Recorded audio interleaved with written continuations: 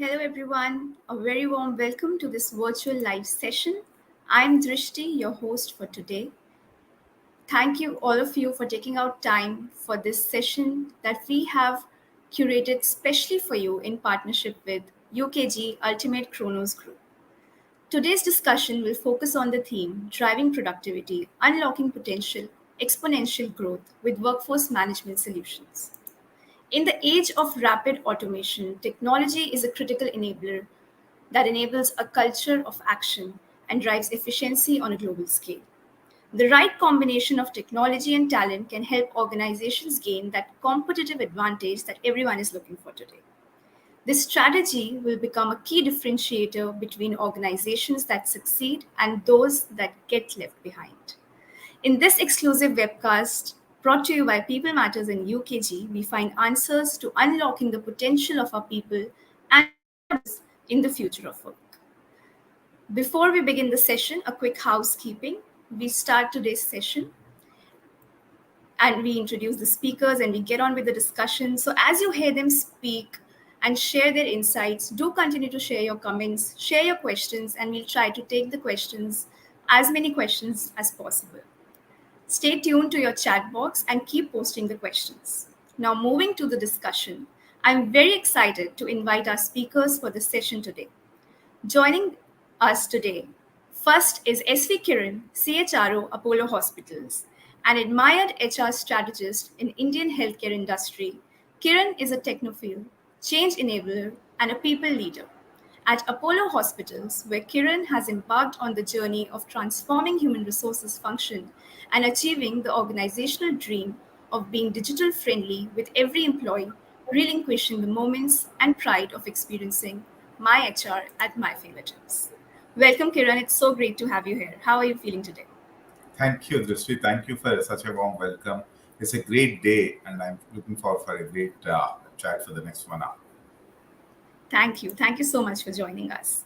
Joining Kiran, we have Sumit Doshi, Country Manager, UKG India. As Country Manager India for UKG, Sumit is responsible for the vision and execution of the company's long term strategy and growth in the Indian workforce management market.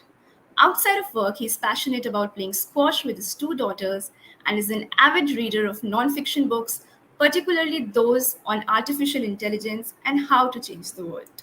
So great to have you here, Sumit. Thank you, Drishti. It's a pleasure to be here talking to you and Kiran. I look forward to a wonderful next hour, and hopefully, we have a lot of questions from the audience as well.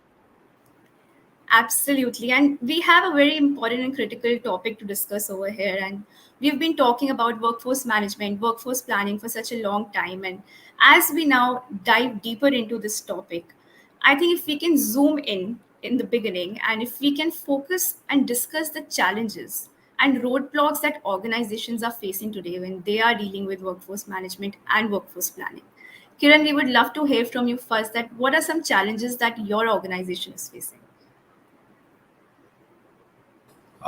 Thank you, Drishti. That's a very interesting question, right? Particularly in the last 3 years post-pandemic or from the onset of pandemic, being a healthcare organization, we have been into the thick of things and we faced numerous challenges, right?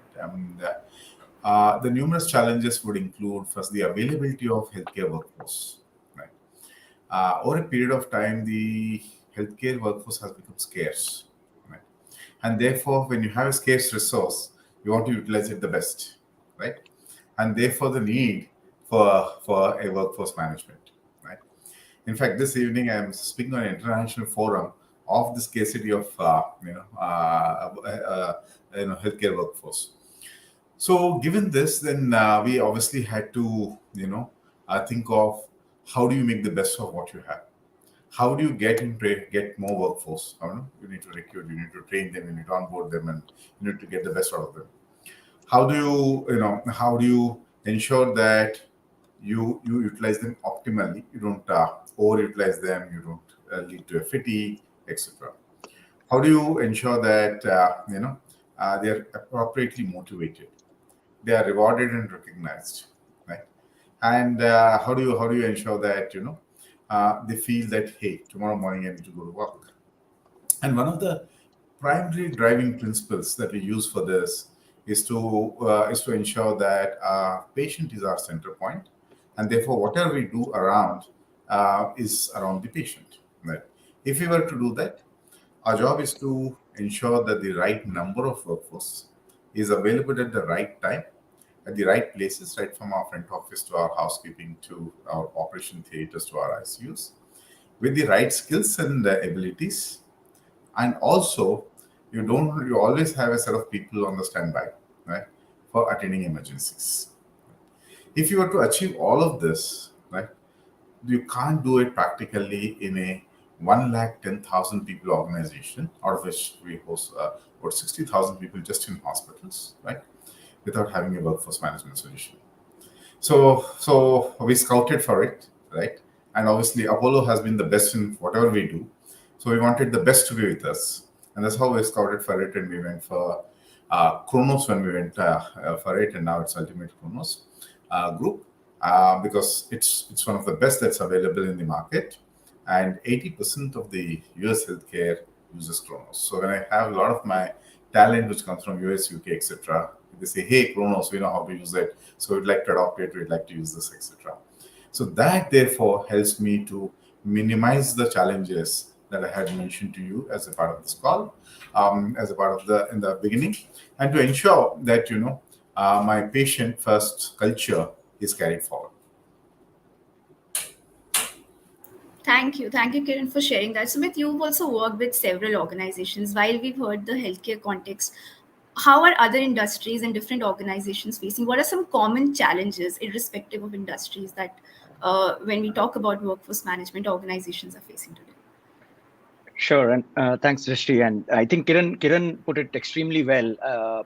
Really, if we look at workforce management, and we were to differentiate workforce management a little bit from, say, overall HR lifecycle management of an employee, the big difference is exactly how Kiran articulated, which is from an HR lifecycle management, you're taking care of the long-term stay of the employee in the organization. But this employee on a day-to-day basis is your brand to your customers in most industries, right? So how do you optimally allocate them? How do you and it's a scarce resource these days.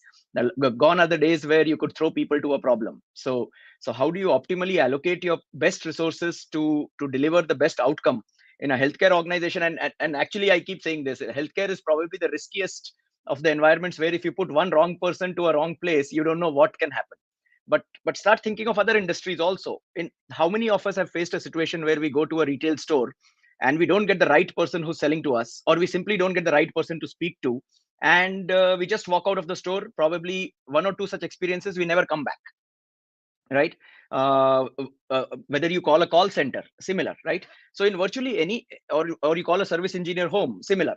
In virtually every environment, we are now as customers so much more used to getting better service, that organizations need to be able to utilize their resources best. Of course, one option is to go ahead and throw as many people as possible, but that's not a profitable option, right? So you've got to optimize. So I think Kiran said it extremely well. This is a challenge that's not just in a healthcare environment, across industries, whether it's manufacturing, whether it's retail, whether it's logistics, just about any e-commerce, just about any environment you can think of. Having the right person of the right skill at the right place is one of the biggest challenges that most of them are facing. The connected challenge that I'd like to also bring in, which is in a way understood, but I'd like to talk about it, is real-time visibility to the operations. So one of the challenges large organizations tend to face with multiple locations, especially whether it's Apollo for that matter, or a large manufacturing organization, is how good the visibility is available to, let's say, a manager at the place, or rolling up, right? And in, to run your operations effectively, if you get a visibility report 1 hour or 2 hours down the line, or end of day, it makes no sense. To run your operations effectively, you need real time visibility. If in a manufacturing shop floor at the start of the shift at 7 a.m., if X people were supposed to come in and Y have come in, then what is the gap and how do I fill that gap? I need to make that decision at that point. So real time visibility, operational visibility across industries is a challenge that I see consistently playing out, which workforce management tends to solve. uh, in the post pandemic era, I think an interesting thing that we are noticing is companies want to solve this even better because there is a whole lot of hybridization of workforce. So not every worker can, of course, be at home, or every employee can be at home even in a hybrid manner. But there are a lot of employees who are beginning to work in a hybrid manner, and companies are beginning to look at uh, uh, how how can I get the best out of that hybrid workforce. So allocation, tracking, all of those become very important aspects. So I think these are few. One other area which goes without saying from a workforce management standpoint is compliance. uh, Whether it's internal compliance or external compliance, which drives internal compliance, frankly, drives fairness and equity in the organization. We don't realize it, but really, if you drive enough compliance internally, it drives fairness and equity, and employees start feeling that you are a just employer. And external compliance is mandatory. You've got to take care of it. And these things happen only through day-to-day and real-time management of your workforce, which is where workforce management plays a very important role. I think these are some additional thoughts, but I think Kiran articulated it extremely well on the key major challenges. Thank you.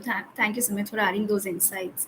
Kiran, you spoke about so many challenges, and Sumit also just shared some. Given these challenges and this new work construct that we're looking at, different kind of employees working, different kind of there's flexibility in terms of work hours, different styles of working. So, given this ecosystem that now we have to operate in, how are you looking to improve workforce management? Are you looking at some specific outcomes? Okay. So, yes, workforce management has become more complex, particularly post-COVID, right? If you see healthcare, primarily, we had people who will always work on shifts, rotations, etc. Right? I'm sure this is true for many manufacturing and other industries too, right? But then there was a particular way in which it used to work, right? You had a set of people who come in to do a particular work in a particular area of the hospital, right? So let me take a nurse who specializes in cardiac surgery will come when there are cardiac surgeries. A nurse who specializes in neurosurgery will come when there is a neuro case, etc.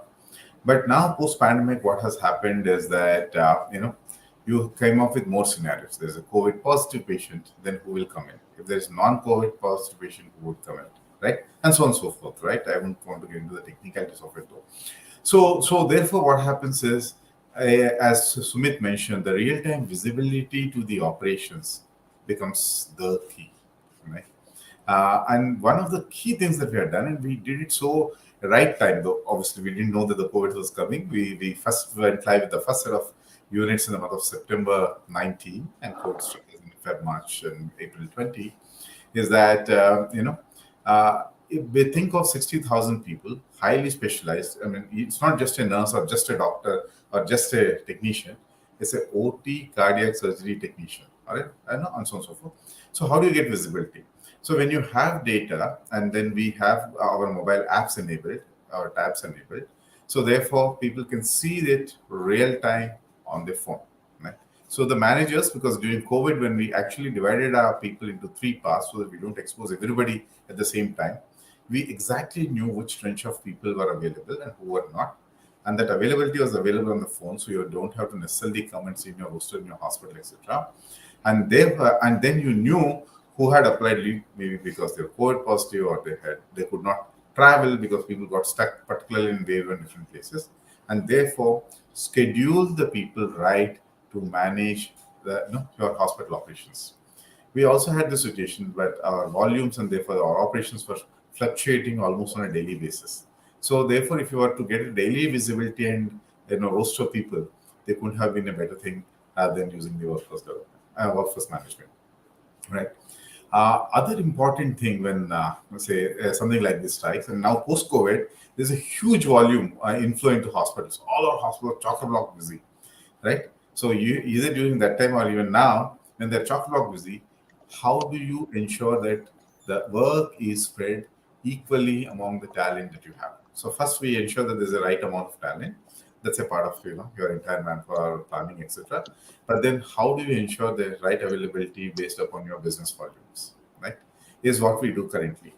And as a result, irrespective of how busy our hospitals are, trust me, last 6 months I didn't face any query saying that there's a shortage of person. At the same time, when I saw the last 3 years data, right, my attrition has actually come down. And one of the factors that have contributed this to this reduced attrition has been the optimal utilization of people, not overusing people. Right? Typically, you see in any industry, in any place, that people who are a little local, they ask for my off, my holiday, etc., get away with it. People who are more sincere, more honest and pressing, keep getting roasted off and on. Right? And that the equitability part that Sumit was mentioning, right?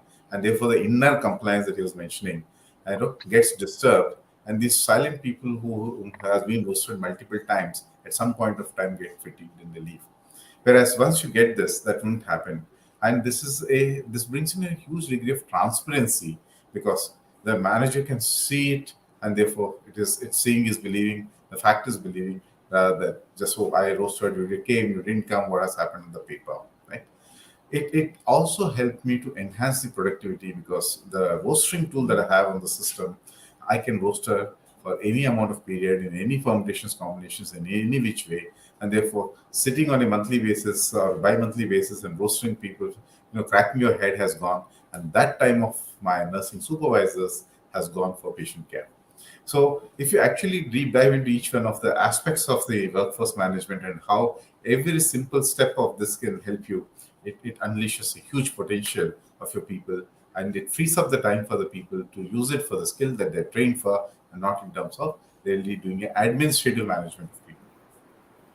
Thank you. I think thank you for sharing that great example of how putting how you someone can put that workforce management solution to use, sharing that use case, and how you have in fact derived a lot of value out of it. So, with that brings me to my next question to you. Hmm. That we've been talking about technology and how it Right. helps focus on better things and improve productivity and so on. And we've just shared one example as well. But still, a lot of organizations struggle to implement it, or they are still trying to figure out how they can make best use of it, because technology has now become hygiene. So how we Yeah. can use it beyond that? Yeah. So I think there are multiple dimensions to the question that you asked. I think it goes without saying that all organizations understand that without technology, you really cannot achieve some of the benefits that you're out that you want to achieve. Uh, so there are two or three aspects to adopting technology, right? One is having the right technology itself in place. And when we are talking of workforce management, the complexities that are involved with managing a very large set of people across a large set of locations, across a very diverse set of population. For example, more and more organizations today, you don't have any longer in an organization, you don't have any longer a white collar and a blue collar employee. You probably have that. You also have a contract. You probably have a gig. You have trainees, apprentices. I mean, the variety of diversity of workforce that you have is high, and it's only increasing. Add to it, on top of it, you have hybrid workforce and work from home and work from office workforce also, right? What that does, so the first thing, if you look at these complexities, is what that does is it puts that added load on HR to come up with policies that can fit a variety of different employees, right? You cannot have one size fit all. It's simply not possible. So if a one size fit all does not work, which then you need to have a policy framework that can scale to very different set of employees. Now, when you need a very complicated set of policy framework, can you do that manually? Absolutely not. Which is where workforce management comes in. The workforce management technology comes in, which helps you drive some of these interventions. Ability to, for example, it's a future, not something that any company would want to go to, but potential of creating a unique rule for one employee, right? That's hyper personalization, right? Can we create a unique work rule for one employee, for a group of employees? Now, to achieve any of that thing, you need the right workforce management technology intervention. That's the first thing. So and the right technology has a lot of components to it. It should have the engine that can scale up. It should have the right user experience. We are living in a consumerist technology world where people expect a Facebook and an Instagram kind of a capability on the software. So all of those need to come in, which brings me to the second point around technology, which is adoption and change management. And there is no one better to talk about it than Kiran, who has actually led from the front to drive it in his organization. But a technology is no good if the adoption and change management is not driven well, which includes things like trainings and what's in it for the employee, right? for the frontline employee, what is in it for when you give him a workforce management technology? Kiran highlighted already quite a few things. Better fairness, better equity. There is more transparency, so he or she knows that I am being dealt with in a much better manner when a solution like this comes, and that automatically drives more adoption and more usage. So adoption and usage becomes very significant. Another piece around technology is also KPI driven performance excellence, which in a way Kiran already highlighted. With tech, you are able to track and monitor KPIs at the right time to drive a whole lot of mechanisms, right from fairness, equity, uh, uh, uh, right payment, the right time, right skill, right deployment. I mean, there are just so many things. So technology is the only way that some of these things can happen. The larger you are as an organization, the more complex you're an organization, the more this is required. So these are some dimensions, but there are many more.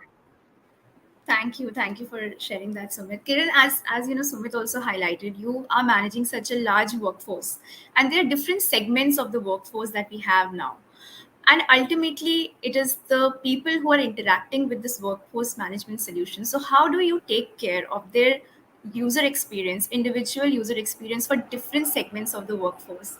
And how do you really, we've heard some benefits that you have adopted, but just some insights for our talent leaders over here on how have you approached in ensuring that you have cracked the digital adoption in the right way for all the different segments of the employees?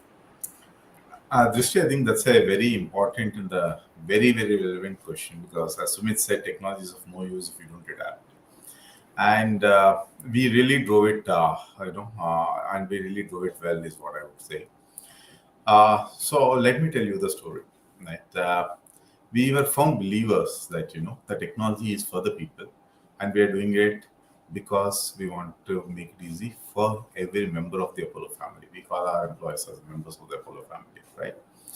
So it's a human nature that any change is resisted, and therefore, you can only comfort it when you communicate, and over communicate, right? So initially we created a proper communication strategy. So every time we go live in a hospital or set of hospitals, the communication begins at least 3 weeks or to 4 weeks before, right from the teaser of something is coming in to what's coming in and how that impacts their life positively. So, for example, I remember before we implemented this, our members used to come to HR office to find their leave, balances before they apply for leave. Then they'll give a leave application, then they'll ask whether it has been approved or not, and then they'll come to say how many days they have been paid for, and so on and so forth. Right? This is which is what happens even today in 50-60% of the organizations, right? So from there, when we started, talking to people, talking to say that, hey, we are going to come up with this to make this part of your life easy. Which part of your life is that today you punch in whatever system that you're historically using, you don't have the accessibility of it unless you are near the system or you are on your computer in your office. From there, we are moving on to a mobile app wherein you can access this information 24 by 7, the 365 days anywhere in the world as long as you have internet connectivity, right? So from being dependent upon your office computer to being available anywhere in the world, and therefore you know what's happening with your paydays, you know what's happening with your leave balances. You can plan your life. Somebody wants to plan a holiday, somebody wants to plan a parent-teacher meeting, somebody wants to plan a health emergency at home. You can plan your life based upon the factual data that is available at your fingertips. The moment you start creating this excitement, people will open up. Hey, this is something that's really going to help me. Once you create that excitement, right? We did a multi-pronged strategy. So you start training the trainers, and then from there, the trainer, you start training the employees. And you don't have to roll out everything in one shot and make them feel this is a big devil, right? Train them in step by step, right? Start with what is most relevant for them, right? And then get into what is more like good to have, right? So in every hospital we had danglers, which we'll talk about it. We had a proper launch, the leadership meeting and leadership connect, the leadership communications that have gone out. And trust me, one of our leaders have always joined us to say why we are doing and how this benefits our people. The most recent was one of our hospitals that we acquired in Guwahati, right? We just did the launch of it 2 weeks ago, and our joint managing director was on the call, right? Congratulating the people on the technology adoption and the fact that is there. And that entire hospital, right? We just acquired it 6 months ago, was actually roaring with happiness, right? So right from that communication to train them. After training them, handhold them. Any technology is best used when you handhold and you quickly give them the solutions if they get stuck. It's not that you trained them and you left them. Now you figure this out. So be available to them. So in the initial few months, we ensure that members of our, the HR team, the members of the IT team are available to our people to handhold them. Revert the TAD in terms of the query management. So our entire queries management, along with our partner, has been very, very fast, and we monitor the TAD.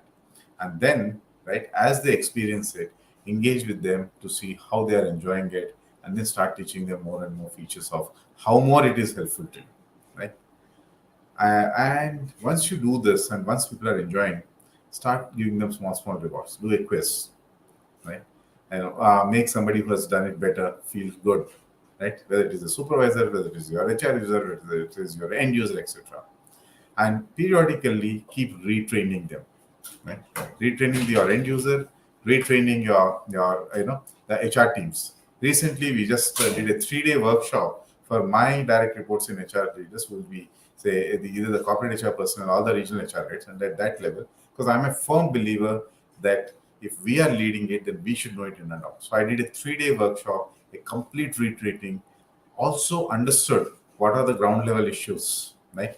And address them as the ground level issues. So it's not a one-way communication, it's a two-way communication. And then show them real-time analytics. We even recently, implemented and showcased the analytics. And believe me, when everything is on a click of a button, automatically your adoption goes very, very well. Yeah, In I terms think. of in different work groups, obviously the requirements are different. So obviously, anytime you do technology adoption, right, you just definitely have to cater to those subgroups so that it is felt that it is for them and not a standardized rule or a one size fits all is not being thrusted upon us. That's the point that Sumit has touched upon. That it's not one size fits all. Each one of our hospitals in different regions have different leave policies, right? Different attendance policies and so forth, and we have catered to all of them. That's great. Thank you. And I really liked how you highlighted how you have kept all your employees engaged throughout the journey of adopting a solution and everything. And especially given the importance of transparency in today's age, we have seen that demand from the employees coming in. So I think that's really great. Thank you so much. So, maybe there's another challenge that can come in when we're talking about stitching that employee experience around the workforce management solution. That is that Hmm. under the entire umbrella of the workforce management solution, there are several solutions that may play in. And that may lead to a fragmented approach or a Right, chaotic approach in terms of having to navigate through multiple solutions. So, how is right. there a way to streamline that entire experience and integrate those solutions? Sure, and that's a great question, and I think there are a couple of parts to this in which I would like to take it. One, in our experience, when we worked with a lot of organizations, uh, traditionally, as if we step back a little, traditionally for an organization, HR automation in the years gone by always used to be one of the last pieces of automation. You would go into your finance automation, manufacturing automation, etc., etc. Of course, right now the pace of HR automation is great post pandemic because the world realizes that it is required. Traditionally, also, workforce management automation has been the last part of automation as part of an overall HR automation ecosystem. Something that we think should not be the case because it's right at the core of your business. It's taking care of your day to day business and how you're supporting your customers. But having said that, the way traditionally organizations have managed a lot of organizations have managed this is with very very fragmented systems that kind of add up to what you might call as eventually a workforce management. Different locations tend to have a different solution. They don't talk to each other. Workforce management components like scheduling probably happens in many cases in Excel. Even today, a ton of organizations, audience who's listening, I'm sure many of them relate to the fact that a lot of their shift scheduling happen on Excel. I'm absolutely sure, right? Leave is probably happening on some leave system. Time is probably getting captured in a completely different system. The reconciliation of all of this is what throws up huge amount of challenges. Number one, it throws up huge amount of issues and errors at the end of the month when you have to drive payroll. And of course, it gives virtually no visibility. If someone at the level of Kiran in Apollo hospitals has to get any visibility with such kind of a fragmented approach across his 40,000, 60,000 employees, it's impossible, right? So the traditional view to workforce management, and as we work with a lot of customers, in a lot of cases tends to be some version of what I just mentioned.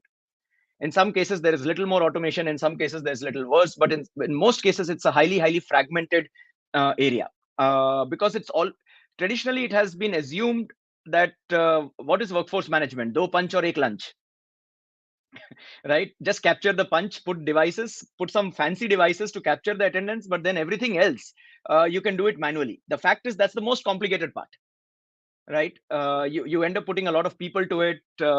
Despite putting a lot of people, the amount of data points you are capturing when workforce management are so high that errors are obvious when you do it manually, and those errors then eventually may creep in into payroll. And for the audience here, for example, if you want to know whether you have errors or not in your payroll, the simple bet is at the end of the month, once payroll is processed, do you get questions from your employees, grievances from your employees on your payslip? If you do, you have errors. As simple as that, right? So that's been the traditional mechanism of how workforce management has been done. uh, the secondary aspect to workforce management, which is as significant as the first one that I mentioned, is operational visibility. So with all the systems that I just talked about fragmented, there is no operational visibility. For example, if I have shift schedule on Excel, and if I have time getting captured on a time device, can a shop floor manager in manufacturing, or can a hospital manager in a hospital actually reconcile that data in real time and find out how many were supposed to come and how many have come in? There's no way he can do it. So traditionally that data comes after a few hours. So these are issues that organizations grapple with, which is where a complete end-to-end workforce management system helps take care of all of these challenges. One, it brings all of these processes in place, and second, as Kiran also mentioned, these processes are also not are very diverse within the same company. Forget across companies. Within the same company, these processes are so diverse that, but yet you need to be able to bring them all together for visibility, reporting, compliance, productivity, what have you. That's the workforce management piece of response. Now, workforce management itself, for it to do well, needs to coexist with a few other applications, right? So workforce management's key inputs into workforce management comes in from your HR system. So all of you will have most of you probably will have a well-established HRMS system where your employee master is there, their life cycle, joining, hiring, etc., is taken care of. All that data seamlessly is managed, integrated with a workforce management system. That's input number one.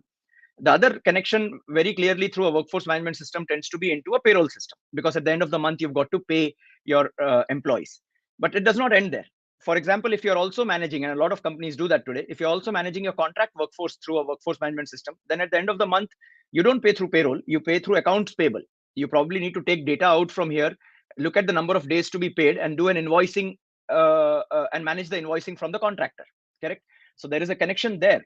There are if you make it a little more advanced, like in manufacturing, you can actually connect it to a production planning system, so that on the basis of production, you can determine what is your manpower plan. In hospital, for example, you could probably connect it to a patient census and acuity data, and on the basis of that, you can try and create a manpower plan to create a more optimal schedule.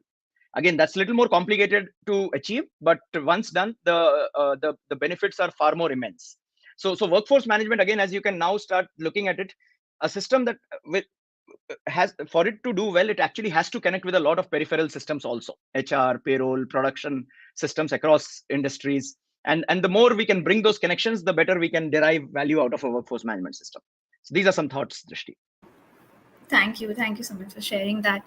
And when we are talking about so many uses of workforce management, or so many benefits that we can leverage from workforce management solutions, we've spoken about productivity. I can see one question here from audience as well, from Kanika, that how does workforce management solution help retain the contract and gig workforce? And Kiran, you've spoken about capturing those real-time data and insights using the workforce management solutions. So can you share more example of how you are capturing the data and then using it to actually retain the employees and improving that productivity, performance, and giving them the motivation to turn up to the work every day?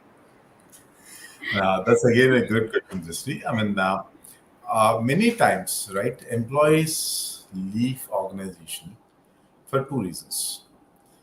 One of the primary reasons, as established in the HR literature, has been the manager. Right? But what's not really much spoken about in the HR literature is the fairness, transparency, and the trust that the employee feels from the organization. Right? It's an emotional feel. Whosoever at whatever level they want to feel wanted and cared for, right, by the organization. The feeling or the requirement is more at the beginning of the career, and I mean it becomes lesser because they become more independent. They start looking at the organization as they grow up, but then the need is there at all the stages, right? So when you look at a contractual or a gig worker, or even for that matter, on-roll members, what typically they want are a few things. One is that um, they are what I would say, their skills are utilized appropriately, right? Which means we all many times get confused with workforce management as an attendance or a leave management. I want to just take a minute to actually talk a little more beyond it and also touch upon the point of what Sumit said before I come to answer this question. Is that maybe because of the difficult times in the last 3 years, 2020 to beginning till now, 2.5 years or we have also simultaneously done a couple of things, and that's where that integration of other systems come. Our core data into Kronos goes from our HCM, and we did two things. One is what we call as position-based budgeting, and one is what we call as dynamic staffing. Right? We spent in about a year and a half to do this. So the position-based budgeting basically talk about, I'm sure as HR professionals, all of us understand what is the difference between the job and the position. I do not budget based upon the jobs. I budget based upon each position, which means each chair that is available at different places. And if you have to budget by the chair, by the position, then you definitely not need to know how does that particular place work. Is it a 9 to 5:30 job? Is it a 7 a.m. to 7 p.m. job? Or is it a rotational job? How do you require it? And therefore, how do you roster your people? So if you see my manpower planning sheet, you will find columns saying how many or which positions will come in the morning shift, which will come in the afternoon shift, which will come in the evening shift, and what are your relievers, right? And where do I get my base data from? I get my base data from my system to see how the utilization has been, both in terms of the the volume and the deployment of the people. What are the difficulties, and therefore you plan for the next year. That's how we did a position-based management, and therefore this actually workforce management. You build your workforce budgets from there. The second thing in terms of dynamic staffing is dynamicity in terms of not just the business, but in terms of your case mix and other things that you do. And therefore, how do you vary your people? What are your lean seasons? And if you see healthcare, you'll find that the peak season is from June to September. Lean season is from October to December, festivities, New Year's, etc. So, how do you utilize your resources during your peak? How do you give them breaks or leaves during your off season so that you don't end up recruiting? Because once you recruit, it's a permanent cost, etc. So, therefore, based upon these inputs and of course several other business inputs, we built a dynamic staffing model, which we continue to use year after year, right? So, if this is the case, right, your gig workers or your contractual people, right, having an exposure to this and therefore having a mechanism to capture it, saying that though I am a gig or a contract, I'm treated at par with my on-board people, right? A very practical purposes makes them feel a part of the organization. A lot of these workforce usually do not stay for longer because they feel I'm on a contract or my period of working here is limited. Then for what do you do? So show them that it's fairness. Even if you go by the labor law, you need to treat them like that. So show the fairness in this thing, right? Secondly, we also use these to give certain benefits. Say, for example, who gets a compensatory off? Who gets an extra pay if you work, say, more than 2 hours, or if you work on a holiday, etc. show the equating of these benefits to this set of people, right? Just because you're a gig worker, I'll not, I'll not deprive you of a extra pay on a working for a holiday, for example, right? Will make them feel, hey, I am wanted, I'm cared for. And I'm just giving one example, I can give you multiple of them, right? And that is what not only helps you get these people when you want, but also retain them for you till the time you want. Thank you. Thank you for sharing that. Sumit, anything to add over there when we are talking about using real time data from workforce management solutions to make the right decisions in a way that enhances the organization's ability to retain the employees, especially the mix of workforce that we have today, not just the full time employees, but the gig workforce as well. Yeah, I don't have much. I think Kiran has just spoken so articulately, but I think if you look at summarizing this, what workforce management really does is it drives three or four things: fairness, equity, transparency, which I think Kiran has been repeatedly talking about. So the key to especially when you talk of contract or gig employees, many times they don't feel part of the fabric of the organization, and once one they don't feel, and second, if they don't have enough information, if somehow they feel we are not transparent or not fair, then we are hastening their exit. So I think, as Kiran mentioned, what workforce management really does is it brings in the transparency, fairness, equity to a broad set of organizations. So if you look at HR systems, generally they are not deployed across all the employees. They're generally deployed only for your full-time employees. But what a workforce management does when you deploy it across your contract, gig, everyone, is that it just brings everyone within a certain fold, where it gives you much better visibility as an employer. And for the employee, it just he just knows that he's being taken care of in the right way. As we say, equity, right? Equity is not equal, but equity is just. So we're treating them equitably, and that's important. So, talking on the point of transparency and fairness, one of the key challenges that can emerge from poor workforce management solution is payroll leakage. Can you elaborate so much more on that challenge and especially focus on how organizations can actually use solutions in the right manner to control and have a better control at employee costs by using workforce management solutions?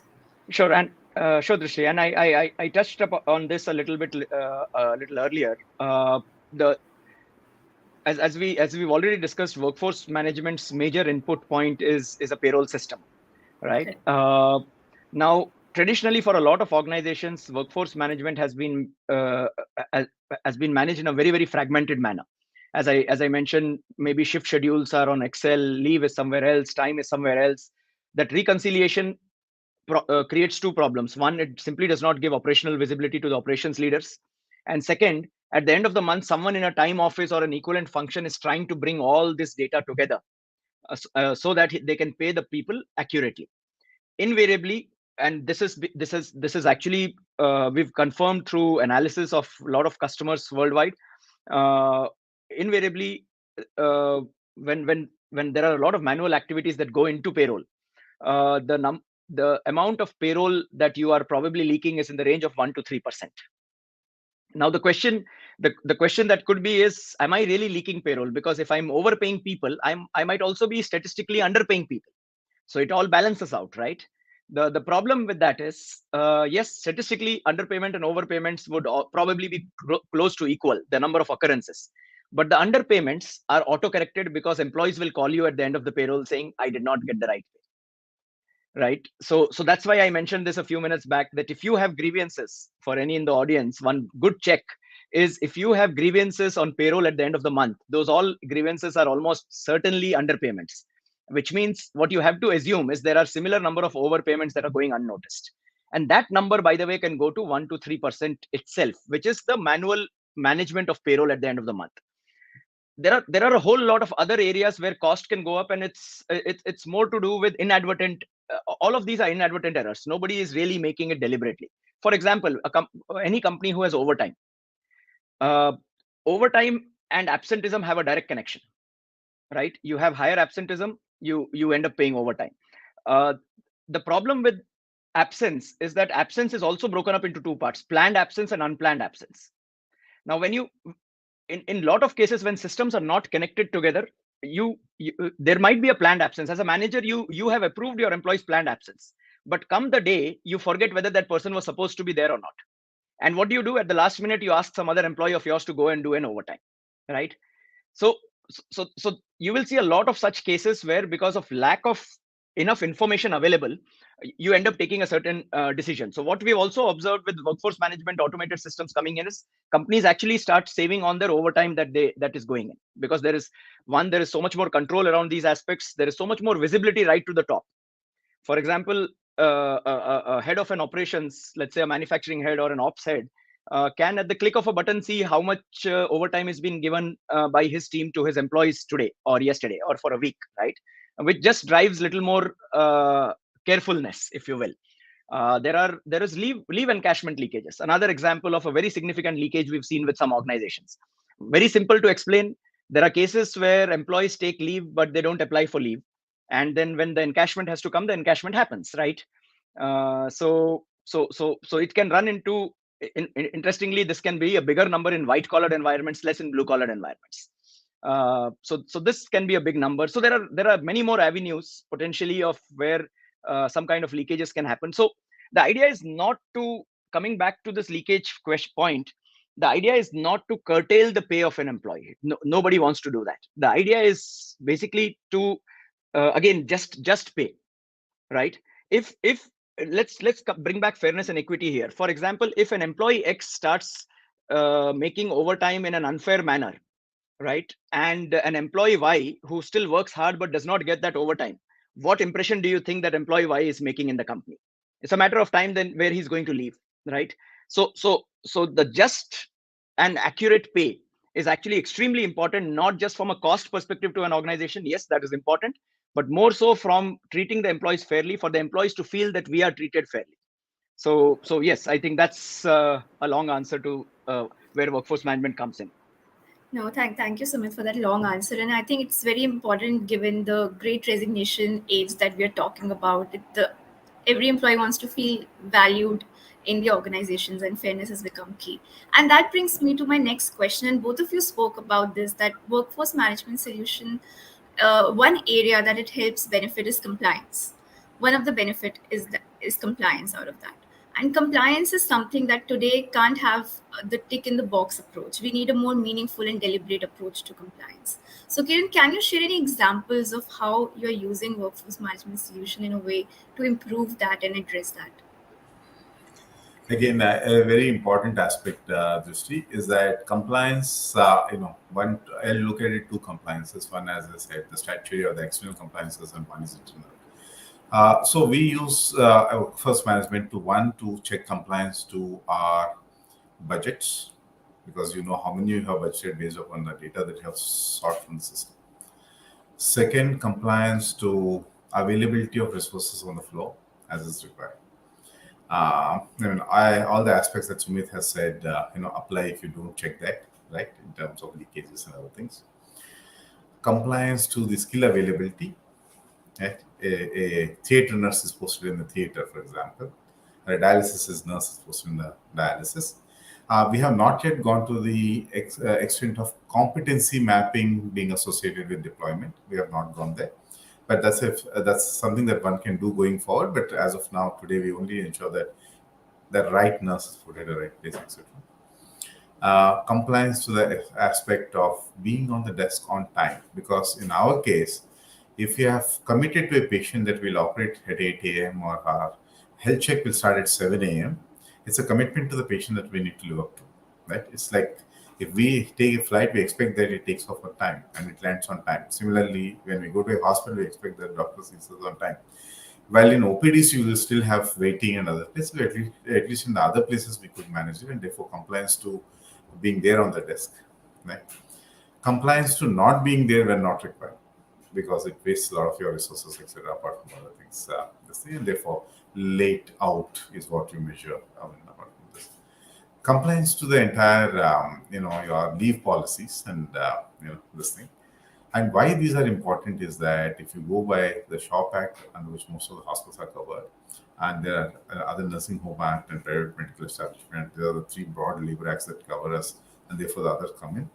Then what happens is our things of how many hours of work, the compliance to that, the compliance to the shift, the compliance to the PF, compliance to the bonus act, compliance to the ESI, all these are managed by this, including compliance to the norms of overtime, compliance to the payment of on a holiday. I mean, technically, you're supposed to pay double the raise on a holiday. So if you have more people, you will end up paying more money, right? So all these compliances you check apart from the implement compliances of a few examples that I've given. Therefore, what typically happens is when you have inspections, when you have not just the statutory inspections, so you have a NABH and DCA inspections for the hospitals, you know that you're right. Thank you, Kiran, for sharing that. And I think we've discussed already so many benefits and outcomes that we can derive out of workforce management solution. But still, I can see a lot of people asking on the comment section around effectiveness of workforce management solutions. And I think ultimately it comes on to the ROI, right? The leadership will ask for that. What is the ROI? How do we measure it? So I would love to hear both of you talk about the effectiveness of workforce management solutions. And I know you've already shared so many examples, but just to put it into order, give two, three examples maybe to leaders over here that what can they focus on when they and build that business case for workforce management solution. Kiran, you want to take it? Yeah, sure, Samir. Thank you. So I'll give you some good examples of how do we measure ROI and how does it help. By empowering people and providing this information on their mobiles, right? The first ROI is the number of HR team members who are managing this. From in a larger setup, you used to have 5, 6 people who are doing this. To it becoming zero. I have used those resources more gainfully at other places. They say I career progression. Our employees saw everything being available in hand. Second, the printing and stationery and storage of those applications are whichever method that we were using. Yeah, a very many times we miss this. That every leave application that you have used a paper, a printer. There's a time of people, not just your HR people, the people who are coming, your employees are coming and submitting, going, etc., etc. To the storage that you keep because you are supposed to retain this for at least 3 years before you can destroy this, etc. Starting from there, right? What we have seen is that when you rightly deploy people on, say, a holiday, just as an example, you will end up paying an extra, overtime, right, for a limited people whom you require on a holiday and not extra people. Two, people staying back after their shifts beyond what is required to get those comp off so that they can use it during the upcoming Diwali. Right? Doesn't happen because you really know, who are the people who by habit stays back for some of these things. People missing punches and therefore coming at whatever time they want or leaving at whatever time they want. You will see patterns. Right? Every saving that you do in each one of these contributes to your ROI. Right? And not over roastering people, because as managers we all tend to roaster people a little more than that's required to be safe, particularly in our environments where every move is important. So therefore, appropriate roasting of people, and therefore you don't deploy extra resources and therefore extra money, right? To that. Two, Somit quoted on not applying for leave and then encashing it, etc. Right? Not coming and applying for on duty or saying that one is traveling rather than applying for leave, right? And therefore, if you utilize your leave properly and if you apply your leave policies properly, your actual valuation and therefore your valuation of your short-term liabilities of the leaves being limited on your balance sheet, all this put together, you will make much more financial benefits or ROI compared to what you will invest on any workforce management solution. Thank you for those examples, Kiran. So with what you would want to add to this? I think Kiran has covered it well, but these are the areas. Some of the I think what I'd like to add here is the ROI on a workforce management system is actually real money. Apart Yeah. from a whole lot of qualitative benefits that you get, whether it is better transparency, whether it is better visibility. For example, if you get real time visibility of your workforce on a shop floor in manufacturing, The manager can deploy people faster, which means he can produce more. Now these are outcomes that are maybe not always very easily measurable, but these are also very, very significant outcomes. But the some of the points that Kiran already talked about, those are very, very measurable outcomes. uh, so for someone wanting to build a business case for workforce management, actually it's as simple as saying X percentage of payroll is what we might save, and it pays back for itself.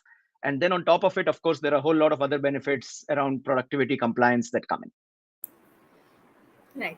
Thank you. Thank you for adding those insights. And this one question, I think we have 5 minutes left, so we can take a couple of questions with your permission from audience as well. So we have a question from Manish from a startup perspective or from a young and emerging organization perspective, that they're hiring a lot of Gen Zs or they have young population, and they really want to build that ownership culture. So is there a way in which you can utilize the workforce management solutions and the emerging digital solutions that we spoke about to build that ownership culture in a young and emerging organization? Uh, So yeah, I'd so love to help. interesting question. So I think ownership culture really comes from belongingness. And when an employee feels belonged to an organization, you will see that person waking up in the morning and raring to go. Otherwise, that person will not want to go to office, will probably be absent, call in sick, etc., etc. uh, and there are a lot of factors that play around that. I mean, your company culture, in terms of how you're managing your employees, uh, in terms of the work content. So there are a lot of factors that come into play. And what workforce management really, again, the aspect around workforce management that plays a role here is again transparency, fairness, and justness, right? You have a, let's say you have a white collared employee who's doing some work on a project. Again, similar scenarios come to play there, where whether one person has worked more or other person has worked more, delivered less or delivered more. So can a workforce management system be used to say, uh, track the component of work more accurately, and on the basis of that you reward and incentivize employees accordingly. So where, I mean, workforce management is not the only solution, of course, to belongingness and the culture of ownership, but workforce management would definitely bring in more transparency and help drive ownership for sure.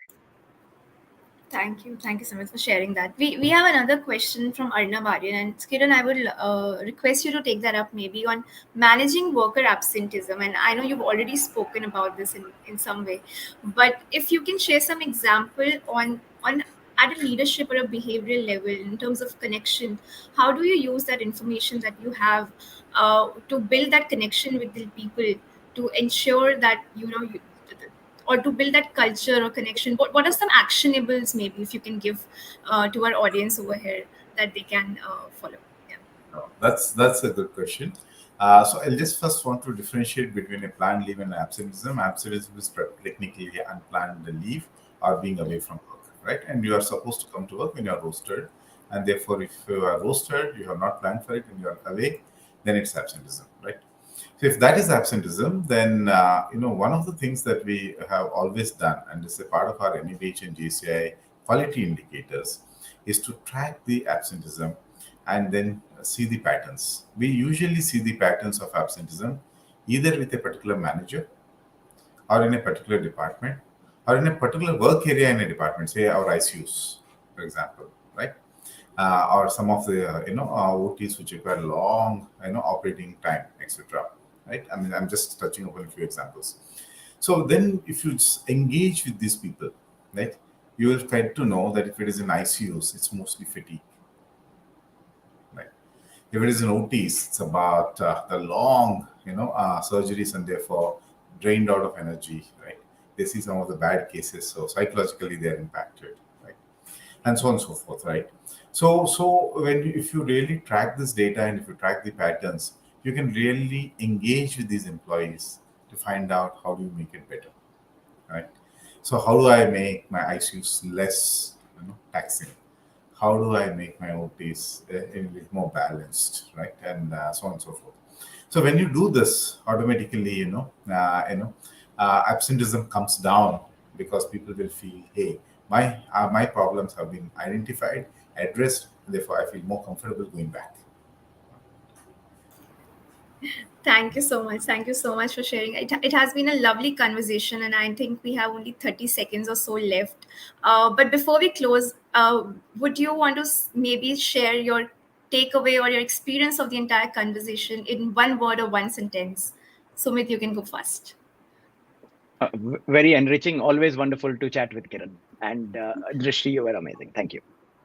Thank you so much. Thank you. Kiran, what Not about one you? word, but it was one statement. Sorry. Every discussion is learning from each other, and this has been one. Thank you. Indeed, indeed. I completely agree. And thank you for sharing those real use cases with our audience over here. I'm sure there's a lot to take. They've taken the notes and they might reach out to you on LinkedIn or somewhere to gather more insights. Thank you, everyone. Thank you, Sumit and Kiran, for your time. Thank you, Thank you, Drishti. UKT and your entire team for helping us curate this session.